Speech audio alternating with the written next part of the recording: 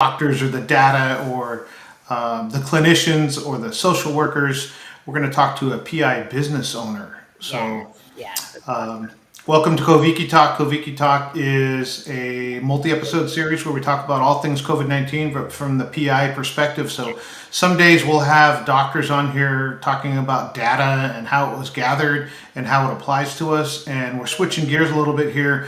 We're going to talk to a business owner, an entrepreneur who is living life, running a business, doing all those things that PIs are doing right now in the middle of a pandemic. So Right. that's going to be the show today. Naki, why don't you go ahead and start with our amazing person that we're here with today? Yes, yay. So this evening we have Kathy Weber Baker, and she's the founder and owner of Star Hitch Strategies, a public relations firm based in Missoula, Montana. Her Pacifica heritage comes from her mother. Is it Lucie? Lucy. Lucy Manoa Samuela Weber, born in Saole in the district of Itu Tiu Rotuma, a Polynesian island in the South Pacific governed by Fiji. Lucy came from a chiefly family descendant from the first peoples of Rotuma, including the last king of Rotuma before it was governed by Fiji.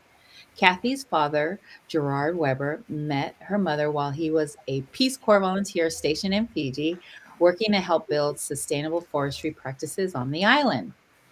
Kathy was born in Bitterroot Valley in western Montana. She grew up playing in dirt, curious about everything, and inspired by the work ethic of her parents and ancestors. She became the first person in her family to earn a master's degree in studying broadcast journalism and political science. Yay! Today, Kathy draws upon more than 20 years of experience as an award-winning journalist, political strategist, campaign advisor, and business consultant to add firepower to her clients' capacity. She's a trusted ally for small businesses, corporations, cooperatives, professional associations, nonprofits, major events, and organizations who value her ability to get the job done. Kathy's grateful and honored to be included in the inaugural cohort of the Oceania Leadership Institute and is looking Yay. forward to learning wisdom and deepening cultural connections among other Pacific Islanders. Kathy is a co founder of the Tumor Project, a creative passion project to help share and celebrate her Pacifica heritage. Her business, Star Hitch, is a proud sponsor and supporter of the University of Montana Pacific Islanders Club. Kathy and her husband Joe are blessed to be raising their children in western Montana. Beautiful place. Their family can be found dancing hula or exploring the rivers, lakes, and mountains around the west, where you're not in the when they're not in the sand volleyball courts, the hockey rink, or fast pitch fields cheering on the kids. So welcome, Kathy. Thank you so much. What an honor to be here. And thank you all for elevating the voices of our Pacifica cousins and friends and neighbors. Your work is so appreciated. Oh, thank you. Thank you. We appreciate everything amazing about you, and we're going to dig into everything that you're doing for the community and for your family. And so we always start off with an icebreaker. And so today the question is, if you could be immortal, what age would you choose to stop aging at and why? So I got a question, Neki.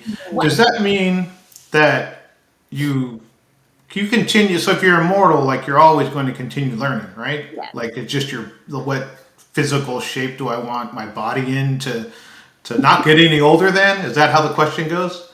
It's whatever you want it to be. It's however you want to answer. Ah, Mhm. yeah, I think I'm gonna go with like somewhere later on in life, like 40 or 50, because I don't know that I'm an elder, but then I'm like right on the edge of it, but then I'm still holding on to some of my youthfulness, I guess. So somewhere 45 ish, I guess. And I probably say that because I'm 50 something, so you know what I mean. I'm gonna pick a number close to me, but as long as my mind continues to go, continue to learn and advance, then boy, immortal would be rough though because you're gonna outlive. I always thought about that. You're gonna outlive everybody if you're immortal. So if you make friends, you fall in love, you whatever, like everybody around is gonna go away, and that's difficult. I think that's a piece of immortality that we don't think about. But that's what I would pick. I would pick somewhere about 10 years ago. How about you, Kathy? How about you? Ooh, she may be having technical difficulties out there in western Montana. That might be like the Pacific. That might be hard with the signal. Oh, she probably is frozen. Oh, Yeah. Oh, Oh, there there we you go. go. Okay, you're back. There we go. oh, sorry about that. That's No, Well, okay. you're fine. You're fine. maybe I was immortally frozen in time somehow. And I was gonna say, Carl, you don't look much over your 40s, so Oh, oh, we love you. You hang Oh, on after. We're gonna pay you well. we have you on every week. Every week. is it my turn to Yes. get Yeah. the ice trigger? Wow. Well, I actually was, as you were talking, I was thinking, the question assumes that one would choose immortality or Yeah. that we're somehow not already immortal. So I know it's an icebreaker, but I thought we'd let's get into it. I mean, Yeah. I recently was visiting with a Pacifica elder, um, Mhm. talking to different leaders, and she urged others to see the world through Kanaka eyes, or in my mother's Rotuman language, see the world through Kainanga or Konohunga eyes, which, in other words, to see people, when you see them, you recognize their ancestors and their ancestors' struggle, and you see their children and their grandchildren and great grandchildren, and what are their hopes and dreams. So it's a way of taking off the colonial mindset and say, let's treat each other with some respect in terms of how far our lineage has survived. So in that way, I guess you could say we're already immortal. If you look at things that way, and Yeah. hope that someday, our children and great grandchildren will carry us on their backs and will be ancestors to them. That's awesome. That's beautiful. That's so true too. And our stories, we always talk about how our stories get handed down word of mouth and just years and years and years we hear the same stories. As yeah, I'm still telling my kids stories that my mother told me and her mother before that. So I love how beautiful that we carry that with us every everywhere we go. Plus, Uh, I want to grow old with my husband. So yeah, I think Carl mentioned that too. I think, I yeah, trust the process. There's a natural order to things. And, but I guess if I had to choose, I'd say maybe somewhere in my 60s, old enough to be a grandparent with my husband and enjoy it, but young enough to still be able to move around and travel and, yeah, experience yeah. creation. That's a good answer. I'd be old enough to see and enjoy my grandkids. Um, I thought about this and I thought just for everything that I've been through, I think I would have, if I had to choose, which I would choose in my mid 40s too. And only because it wasn't until like I was 40 that I started to feel confident in my own of my own being. Like I was my 20s and 30s. Oh, excuse me.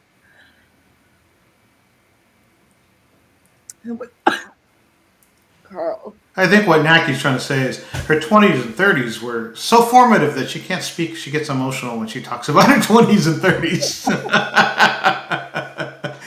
But yeah, I think that there's a point where my first reaction was like, well, if I'm gonna grow anyway, you know what I mean, then I'm just gonna pick 25 because I was in great shape at 25 physically and all that kind of things. But then you start thinking about being an elder or being in that respectful stage, and then also grandchildren come into play. You know what I mean? Like, I don't want to play with my grandchildren and have them be older. You know what I mean? If I'm immortal and I look 25 and I'm playing with my grandkids, and they're 20, that could be weird. So I think the older age, it was kind of interesting to me. Like, would that be the same? Because I think in the PI culture, you're more likely to pick an older age versus maybe there's other cultures would be picking a different age. But I think that whole standing on the shoulders of our elders or our ancestors and taking stories that have been handed down, and I hear stories of the explorers like Captain Cook getting into islands, and there's people that can tell 30 generations. They can orally tell their history 30 generations behind them, and And I think that's a piece that we keep a little bit in the kind of the echoes of it, but I think part of it that's lost. So to hold that, and to your point, we're all immortal because of our ancestors, right? We all carry that piece with us. So hopefully I gave Naki enough time to catch her breath from reminiscing about her 20s and 30s, and she can carry on. Yeah, I wasn't. I think my 20s and 30s, I was very insecure until it wasn't until my 40s that I realized, why do I care what everybody thinks? And so, yeah, I would pick my 40s. My asthma is really bad because of the weather, so I apologize for coughing everywhere. I think I have triplets, and one of my triplets they'll be 23 this year, but one of my triplets, he would go to school with like, I mean, I'm exaggerating here, but like stripes and polka dots. Like he didn't care about, and I always ask him like, doesn't it, like the other two would say like, yeah, kids like poke fun at what he wears. But his school of thought was like, well, if I don't respect them anyway, like what do I care what they think? And I was thinking he was like 10 when he was saying this, and I was like, wow, I hope you hold that through your entire life, because I didn't get to that point where I didn't care what other people thought until I was way older, and I definitely didn't pick that up when I was younger. To like, if I don't respect your opinion, why do I care like what you say about me? So that's things that I think sometimes kids just pick up naturally. But in mine and Naki's situation, it took a little bit longer to get to that point where we're like, I can be happy without affirmation from people that I don't really know. How about yourself, Kathy? Has that been having kids, bringing up the next generation? Do you see yourself in the next generation? I certainly do, and I think it's just I'm constantly aware of the privilege that I have to be, growing up in the United States. My mom was a first generation immigrant from the South Pacific Islands, and she would walk to work without shoes because they couldn't afford, and she would have to she would had to forego higher education even though she received scholarships, so that she could work and support her family with multiple siblings, multiple cousins, because she was the eldest female in our family, and that was the tradition. And so I know that the opportunity that I have to raise my children in the United States is immense. And so I think about how are things different for me. Well, when my mom first came here, she experienced a great deal of racism, and it made her not in order to protect us, she sort of stopped sharing some traditional practices, the dancing, the language, the colorful outfits, in order to, protect us. But things are changing. And so now we can, we, like I mentioned, I think you mentioned in my bio, I support the University of Montana Pacific Islanders Club. And we have a sacred space there where we practice hula and share our Pacifica culture. And that's something that I didn't have, but my children now have that. Things are changing in the right direction. Yeah, So I do see that there's an edge to that, because we do live in a predominantly Caucasian area in the country. So there does come a, where are you from? Where are you really from? Those kinds of questions. And so I think that we've equipped our children so that they can feel proud of their Pacific Island heritage, but also have some knowledge to back it up and not have to shrink away and try to fit in. yeah. I think I think all our parents were like that too. My mom came. Um, she's second generation because her dad came here, but he was the same way. My grandfather was a lot of speak English in the house so that we could fit in and not get harassed for Mm-hmm. speaking a different language. Though I spoke English, but I think he was basically talking to my mother and her sisters to fit in so that you don't stand out and get harassed. Or I'm sure our grandparents got racism was a big factor, and then to come to a country where you don't know the culture and you've got to start all over. So what I liked about what you said is that my kids now are hungry for the culture. They want to learn the language. They're reading books made, authors that are Pacific Islanders. So I love this. I always say this, that this is a great time to be a Pacific Islander because Mhm. faces are getting out there and we're entrepreneurs, and our kids get to see the examples that we're setting for them, letting them know that they can do anything they want. So tell us Wonderful. about your business, Star Hitch Strategies. What and how did it start? What made you start this? So, I had been a journalist for over a decade. I was a communications director and speechwriter for our longest serving United States Senator here in Montana.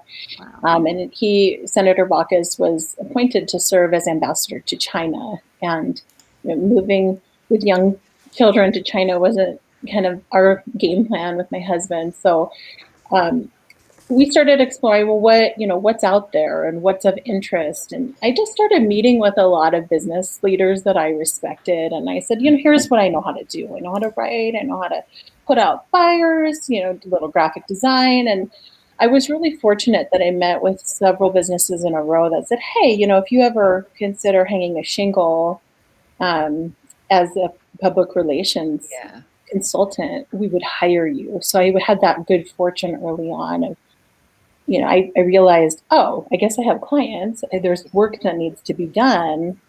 I better start a business. And that was close to 7 years ago. And I've had the good fortune of working with just wonderful clients, long-term clients who, need my support anywhere from marketing to public relations, creating a crisis communication strategy when needed, advertising, marketing, graphic design, speech writing, all of the things that I kind of did, all of those tools in other professional settings, but now I get to be the boss. That's awesome. That's awesome. So Max Baucus, right? Yes, Senator Baucus.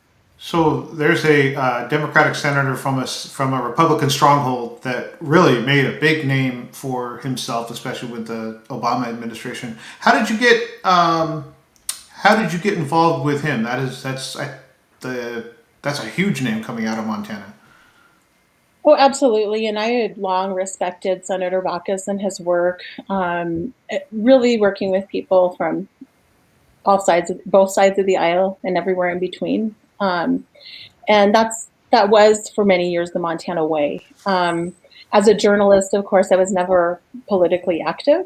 I received a call from a senior staff member while I was working as a news director and a news anchor. And I kind of believed that was a networking call. Let's discuss some policies coming up, what's happening in the news.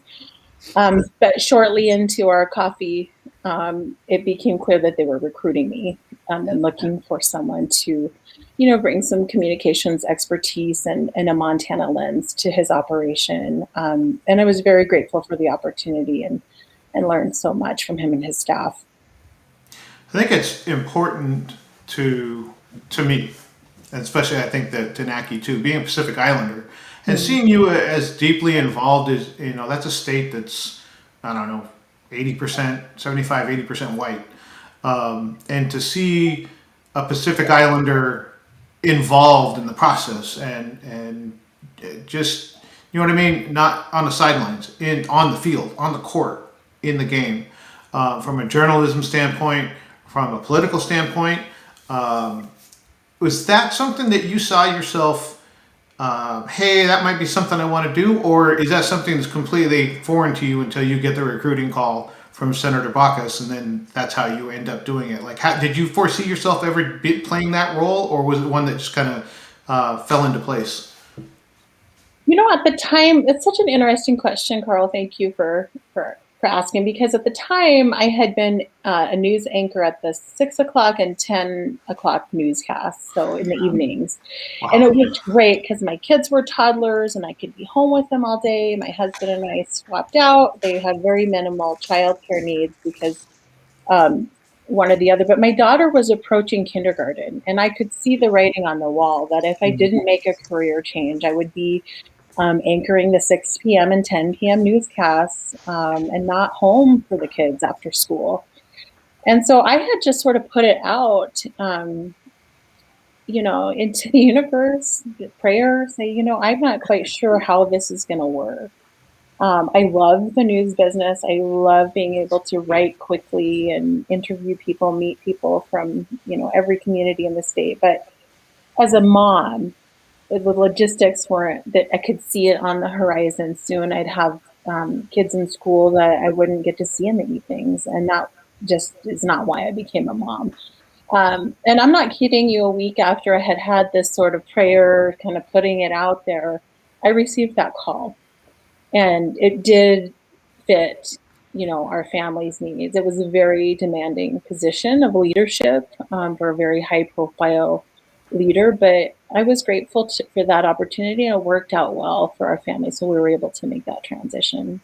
Awesome. I'm going to jump out of the way here in a second because I can geek out on the politics part of it and just take over the rest of the show. I'll leave it to Naki here for a second. But I think the part of, in my own life, surrendering to a higher power and having that spirituality strength in that, like, things are going to, that's like, I'm part of the plan and it's going to fall into place. I don't know how people do life without that. Right. I mean, I get people go through life their own kind of way and things work for some people, but to have that in my life and be able to say, look, it's going to work out for me the way that it's supposed to, because I'm part of, it's all part of God's plan. It relieves so much stress from me. And then to hear that you kind of did that, hey, now I'm going to put this out there, I'm going to pray on it, and things will work out for me, and see them work out for you. That's powerful. That's powerful to see and to hear. So I'm going to get off the politics piece and turn it over to Naki. Well, I have a question. How is it being a PI woman in a political arena and journalism arena? I think that's an interesting question, because I think in the trenches at the time, in my early 20s and even into my 30s, it was I certainly recognize times where I felt that, especially the stories of our Indigenous communities, were not elevated in an equitable manner. And so I did feel that even though I am not Native American, here we are living, I mean, right now I live on the occupied lands of the Salish, Kootenai, and the Blackfeet people. And so how can we go about our business without recognizing that we are here on their land? And it was, taken by our own government not abiding by the law and the treaties that they created with these folks and their ancestors. So while we don't have a lot of Pacific Islanders in Montana, I still understand what their brown people in this state deserve a voice that's elevated. And so where I had opportunities, I would try to bring more of those voices to light. And then also in the political arena, I have to say that I think that there are very few Pacific Islanders with the opportunity to have a voice in shaping policy. And I would just like to see more of that. And I did see my role in the political world, just hoping that, the younger female Pacific Islanders could potentially, see the work and see what's possible. And I know even in my own family, I was the first individual to get a master's degree. And my hope was that, my younger cousins and those coming after would say, I can do that too. There's a path there. So I'm not quite sure if that's what you meant by that. But that was my experience. That's perfect. And the work that you're doing, how did it affect you during COVID, like this pandemic that's going on? Are you working remote? Are you leaving the house? Yeah, so for my business is actually from day one, I've been working at home. And so that hasn't been a huge shift for me. Limited travel, some of the in-person meetings were, like everyone, has shifted to these online gatherings. The interesting thing, I think for me, and I know a lot of families, was just I'm working, but my kids are at home too. And I think that I'm grateful because I know the teenage years, preteen years for a lot of kids is a tough time. And I feel like we're closer than ever because, I mean, that was the silver lining for us. But really, when I think about the pandemic, it coincided in our family with the news that my older brother had pancreatic cancer. And so navigating that with him in the era of COVID restrictions and having difficult, only one person could see him when he was going through some of his toughest times. That when I think of the pandemic, I think of his battle with cancer. Yeah. Yeah, that's been, I think, what you said about your kids. I was home for a little bit during the pandemic, and that was one of the things that I took away is I really got some good quality time with my Mm. kids. We got to talk, like have real deep conversations instead of passing through dinner. Hey, well, how was school? Like, the general conversation. But during the pandemic, I really got to know, like, I have a 13-year-old who's home, and I really got a really good chance to get deep conversation with her because she's an introvert, and so she just really doesn't like to socialize. But I think we kind of helped her because the whole family was home, kind of helped her come out more, and she's really open minded and she speaks her mind. Obviously, she's the baby, so she's the boss, but. I really did enjoy being home during that time because I got quality time with my family. Yeah, I think that's one of those things that Naki and I always talk about. Things happen for us, not to us. Yeah, So how can this whole pandemic thing, how can this be for me instead of right. to me? So talk a little bit about, I currently work for Big Lots, and I used to have that upper Midwest piece, and we had a store in Missoula, Montana. I think it's closed now and they moved to Helena or something, but I've been to Missoula a couple times. Beautiful, beautiful country. I remember going for the first time in Idaho and Montana and just being blown away by the crazy natural beauty of that state. Do you take full advantage? I actually the skiing, the hiking, the what does that look like for you in terms of raising your family, growing up there? Talk about a piece of the U.S. that some PIs haven't experienced and have never seen. Well, first of all, you're both invited. So please, if you come to Western Montana, I would love to show you around. They call it Big Sky Country. It's called God's Country, and it truly is magnificent. And we enjoy, not far from basically our backyard, world-class trails for hiking, and the mountains are, go on and on and on, and the clean rivers for fishing and rafting and boating, and the lakes are very cold, but they're clean for the most part. And growing up, we went fishing. That's what we did. My dad had a little john boat, and we'd go night fishing. And I can still remember, probably too many people in a little john boat on the lake, uh, night fishing. But there would be heat lightning, and it was dark, you couldn't see anything, and it would just light up all of the mountains, and you could see the silhouettes of the mountains and the ponderosas and the pine trees. And I mean, it's an incredible place to grow up, and we're incredibly blessed to be here. And that's what we do with our kids. We go hunting. My son was hunting this weekend. Didn't have any luck, but he'll be back at it next weekend. And we most certainly live an outdoor lifestyle here. But we need to see the ocean every now and then. And I think there's something in our blood, Yeah. I believe, that kind of calls you back. What season is it? What was he hunting? So it's big game hunting season opened last weekend, and he just completed hunter safety. He's 12 years old. His name is Kovika, and he is looking for deer right now. My husband's elk hunting, so Uh, they're looking for the good stuff. Elk tags different than deer tag. Are there different tags for bear, deer, elk? Yes. Oh, And the gender too, so doe or buck or you know cow. beautiful piece of the country. So, talk a little bit about the Pacific Islander community in Western Montana, because there's a lot of times that we end up talking to people, Pacific Islanders, in our shows, and they're in where's Will? Fanene in, like Southern Illinois, Yeah. or you're in Montana.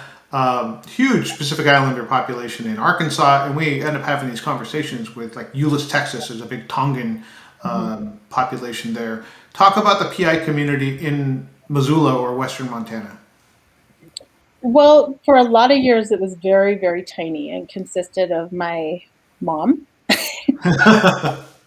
and my uncle and his family. And then slowly over the years, a few more Samoan families have moved to the area. And of course, we immediately connect with them and eat with them and, celebrate with them. But one of the silver linings of the COVID pandemic for our family was the kids' sports slowed down significantly. And we had an opportunity to spend time with the University of Montana Pacific Islanders Club. And our teachers, our kumu for our Sunday hula class, Ka'au and Okai, have created this very sacred space where a small but mighty Pacific Islander group, primarily students, but a few of us in the community are able to get together, talk story, eat, and dance, and share that important part of connecting our bodies, music, and the language. So it's not a massive Pacific Islander community, but we're here and we always see each other. I'm not quite sure how we always know somebody's an Islander. I don't know if it's the eyes, the nose, but And how have your kids been dealing with the pandemic, or has anything changed for them? Did at any point, were they home, being schooled at home, or were they just going to school this whole time? Yeah, no, they definitely had a period last year, kind of toward the entire spring. They basically were online school only. And that, I think, that was a challenge for them, but we found ways to break up their days and make it fun. My son learned to play volleyball because my daughter is really into volleyball, and she forced him to play pepper, whenever they had a little break for Zoom classes. So they're taking that and running with it, and we just try. That's the way that we were taught, and so that's the Yeah. way we're teaching our kids. You make the best of the scenario you have, and sure, it was difficult, especially I think for my son, because I think 12-year-old boys need to knock around against their friends, and Yeah. while I loved it, there's only so much of hanging out with mom that you can, like a young boy. Right. Now they're back wearing masks at school all day, and they're more than most. I think the kids are resilient and they're okay with kind of going with the flow. Yeah. So tell us, how did you find Oceania Leadership Institute? I think it was also one of those moments where I kind of had this moment in my business where I've been thinking I know how to write. I know graphic design. I've built websites. I have this toolbox and I want to do more to celebrate, protect, preserve our Pacific Island heritage. And for me, that exists on a tiny island in the Fiji Islands, Rotuma, which is 9 miles by 2 miles wide. Wow. And I kind of had been thinking, what does that look like? And when my mom was in hospice, she passed from cancer just about 4 years ago, but she had a desire to, while she was in hospice, to see these we had large posters of the island of Rotuma around her bed, and we listened to Rotuman music, and we ate Rotuman food. And I thought, how many other, islanders in diaspora experience this, where toward the end of life, they are not able physically to go back home. So I kind of had been just thinking, what can I do? And I stumbled upon the Oceania Leadership Institute, and I applied and joined the group. And it's been incredibly wonderful to see that there are Pacific Islanders living across the United States, having a shared experience in diaspora, yearning to have that connectedness with our culture, Right. finding themselves in executive leadership position where they look around and they're the only Pacific Islander in the room making decisions. And what can we do to bring some of those values? What can we do to bring the Kanaka eyes into the situation and be a positive force of sharing our culture through where we're at? And that was really what kind of kicked me off the ledge to help start the Rotuma Project, which is something I'm working on with my first cousin. So you two Yes. are inspiring me that cousins can make things happen. Yeah. Tell us more about the Rotuma Project. Like I read where you it was started. You were talking about your mom, and I'm so sorry about to hear about that. And Thank but you. I think that it's really true that when our elders that live out here in the States, as they are ready to transition over, they really do want to see pictures and talk about, the past, the islands, where they grew up. My one of my aunts who had passed away, she always spoke English to us, and as she was getting, transitioning, she started speaking Samoan all the Mm, time, just all the time, and wanted to talk about when she was a little girl. So I love that you put pictures up around your mom so that she can mm. just ease her soul that she's home. But tell us more about the Rotuma Project. Like, I love that you started that with your cousin. With my cousin. So my cousin Jonathan Fong is based in Suva, Fiji, and he is really an expert in 360-degree photography, which, if that sounds unfamiliar, it probably is actually more familiar to you through the real estate application, through Mhm. virtual tours. And so we got to talking, and I have experience in videography and documentary film production, as does he, graphic design, website development. And we said, together thought we want to do something to celebrate, share our Rotuman heritage, and start small. Language, sharing the island and describing the Rotuman words for, the fish in the reef or the plant life.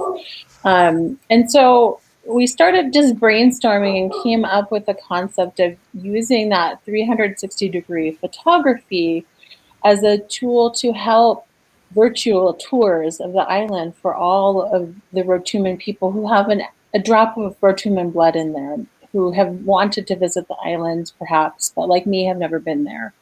Or for our elders who have, um, you know, been there, but it's been years, and for whatever reason, financial, health, mobility, are not able to get home, that they can kind of take a walk down memory lane, so to speak. So that's kind of the concept, and we have, we're still bringing in advisors and leaders and talent, and we most certainly want to make it sustainable and something that gives back to the island. So it's really a passion project that's still in development. But we're going to see it through one way or another.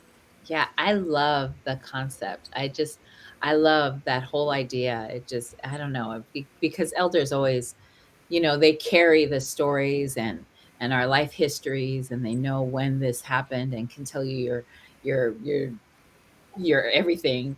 I love that this project helps them, just see, and I want to see the pictures, you know what I mean? And just, I'm sure our kids want to see, and the 360, that that's a great idea. I love that that's happening. So And it's so nice that the technology, because Naki and I are pretty familiar with 360 photography because we were shopping for a studio for like 6 months, yeah. and so when you said that, I was like, "What are they going to make videos of like the office?" Like that was my only exposure to it, and I would click on and would go tour the, Mm-hmm. where we want to go put our studio, and we could put, the microphones over there, but it was the better the 360 photography, the better idea we could get whether we liked it or whether we didn't. But that was all I was thinking of when you said that. And then you start talking about, sharing, literally sharing the island with people that either have not been there or have been there. I love that, just the ingenuity, Mhm. the innovative mind of the Pacific Islander that's like, how do I share? how do I share, like our whole platform is let's share people's stories. Yeah. And we see now another Pacific Islander group of cousins that are trying to share, their culture, their island, the language, those kind of things. I love that stuff because originally I was just thinking offices. I was like, what are they going to do with that? Yeah, I mean, I think that we need to continue to talk with folks there and our elders there and just make sure that we want to do it the right way and respectfully. But I think that there's a little bit of urgency behind a project like this. The United Nations has deemed that the Rotuman language is an endangered language, one of the most endangered languages in the world, with only 15,000 speakers documented. And so we would like to do something to help preserve the language. Again, seeing the world through Kainanga eyes, what I would like for my children to be able to explain to their children, this is how you say coconut, and this is how, this is what a taro is. And we don't grow that in Montana, but it's a staple on the island. That kind of information to preserve. And then another bit of urgency comes from climate change. And with rising sea levels and coral bleaching, there are at least 40 communities in the Fiji Islands alone, not to mention throughout the Pacific Islands, that are already making plans for mass relocation because of the impacts of climate change. So this work is creative and it's interesting to me, but there is a sense of urgency as something that we want to gift to those who come after us. Oh, definitely. And climate change has been a huge topic in the Pacific Islands. And to hear that the Rotuman language is extinct, like 15,000 people. And we were like, oh, 15,000 is such a big number, but really it is not, And so how do you think how do we pass on our language? What are the ideas that you think, or what do you think? How are we going to do this? Well, I think it's important to respect the experience that many Pacific Islanders and Rotumans living in diaspora have had. And the islander who's living away from the island, many of us have had a disruptive experience. I remember my mom speaking and singing it in Rotuman as a child. That stopped as we went to school because she didn't want us to have an accent. She wanted us to be American. Because it was something that she felt would be safer for us. So to suddenly say, all of a sudden, people my age say, okay, you need to start speaking Rotuman, that's part of what the Rotuma Project is going to do. We're going to start small. We're going to start off with, here's how you say beach. Here is the geography of our island. Here is how you say, this particular plant life, and start there. And I also think that, my experience in hula is that we learn a lot of language through music. Yes. And that is a natural, fun way to connect. When you talk about a flower and you learn how to make it with your hand, there's something about that reinforcing experience that helps the word to stick. So we're exploring ways that we can help do some documentation with music and dance as well, because I just think that it's fun and it helps people to kind of use their senses to remember the words. Yeah, and it sticks to music and dance. Learning, how beautiful we express. I think all of the islands we express, of course we tell the stories, but the dances that we hand down from generation to generation, that's another form of language, right? And that's how we connect, really. All the different islands is connecting through dance and song. So I love the project that you guys are doing. And so, and are you thinking that you and your cousin are going, like, we all have the ABCs of our language and get that out there, the alphabets. And is it a huge alphabet, I have no idea. It's not a huge alphabet. I think there's many words are very similar to the Samoan language.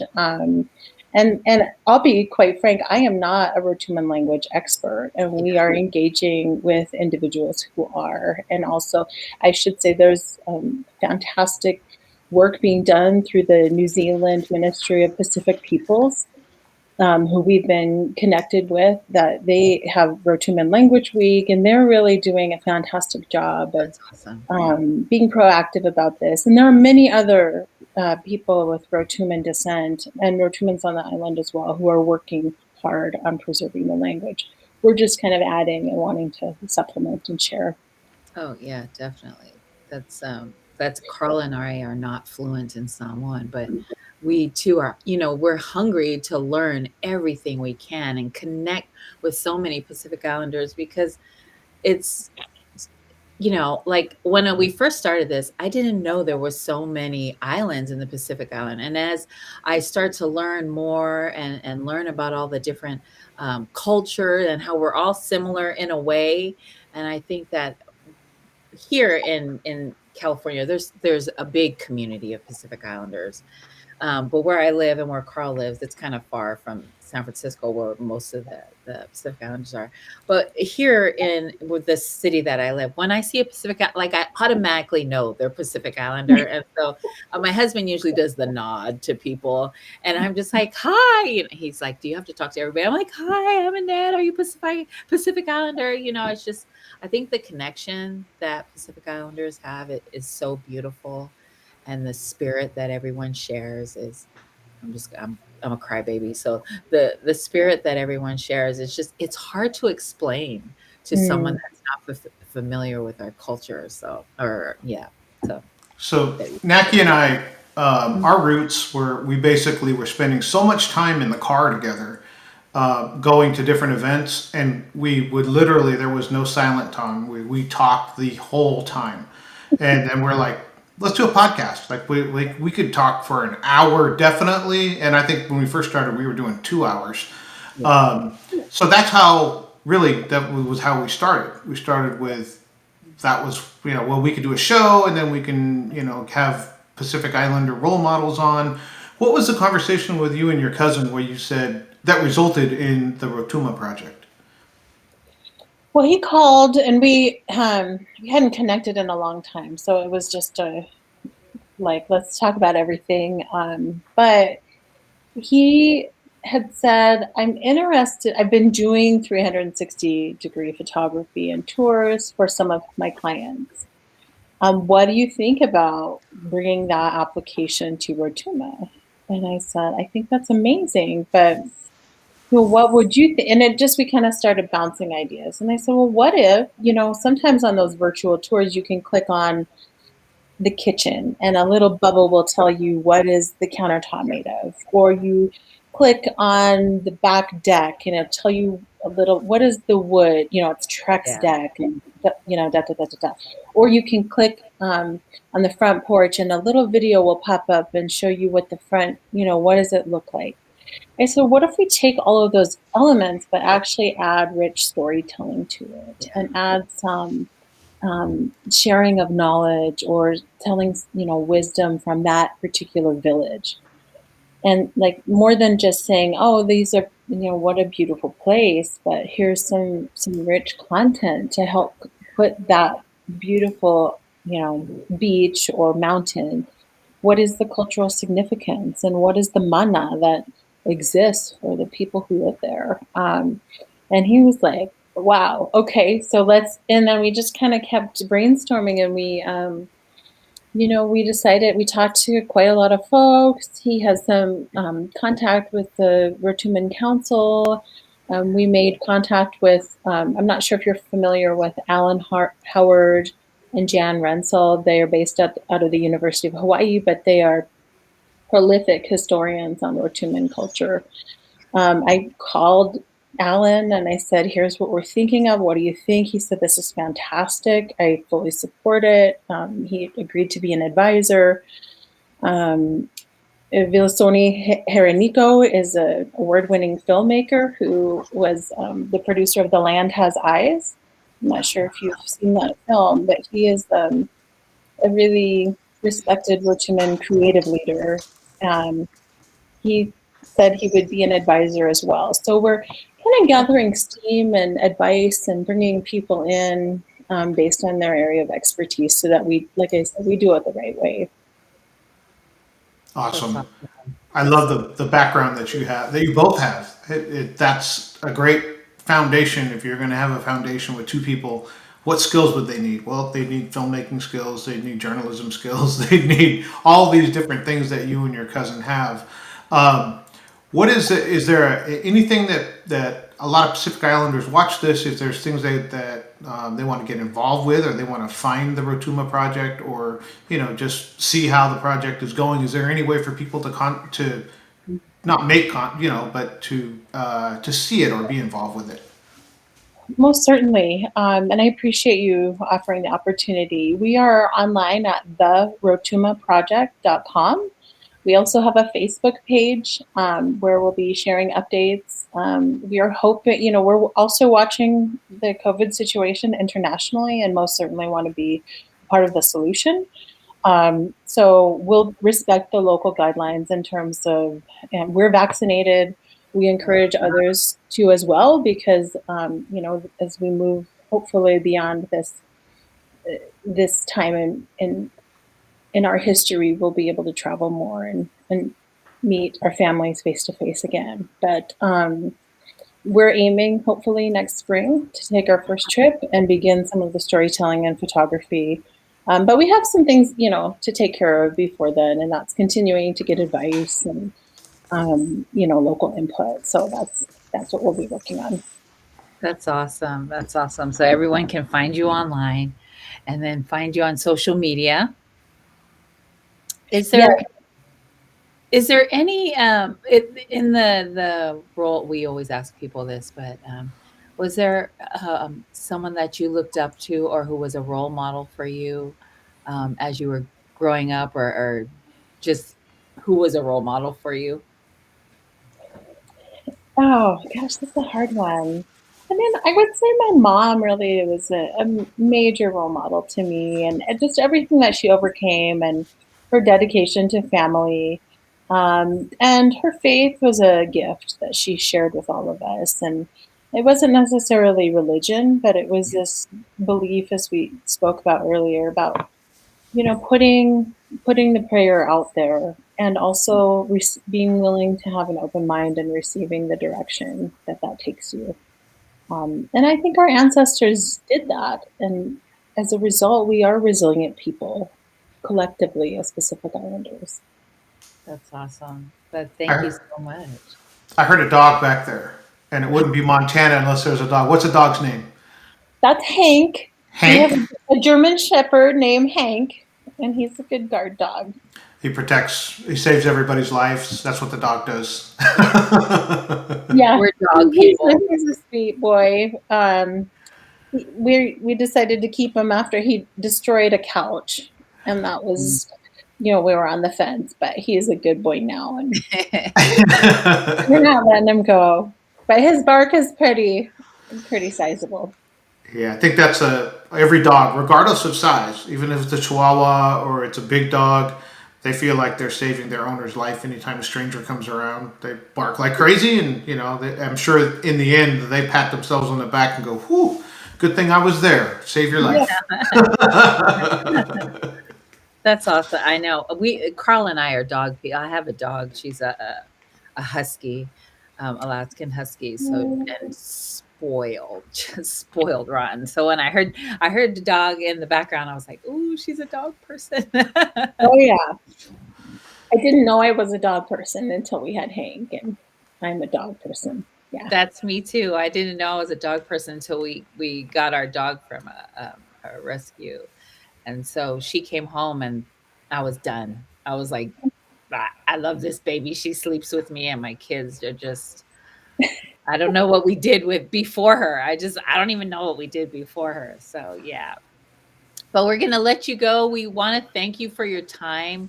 We appreciate the time that you spent with us. We know your family's, moments with our family, and Carl always says, waste no minutes. And so we're so grateful, and we are just so proud of the work that you're doing. Thank you for the time that you spent with it. We always talk about time because it's so precious, and we never want to waste it. But we wanted to highlight all the work that you're doing, and the company that you started, and the project, the Rotuma project that you started. People need to know and hear about you and the work that you're doing. So okay, I'm crying. So thank you so much. Thank you so much for your time. We really do appreciate you spending time with us and sharing your story here at Koviki Talk. Oh, Naki, thank you so much. It's what an honor to be with you. And again, I thank you for elevating our voices. I never would have, here I am. I'm just going about my business. I did not, no one would ever have asked me. So thank you. It Yes. means a lot. And I appreciate the work that you're doing. Thank you so much. We're going to let you go.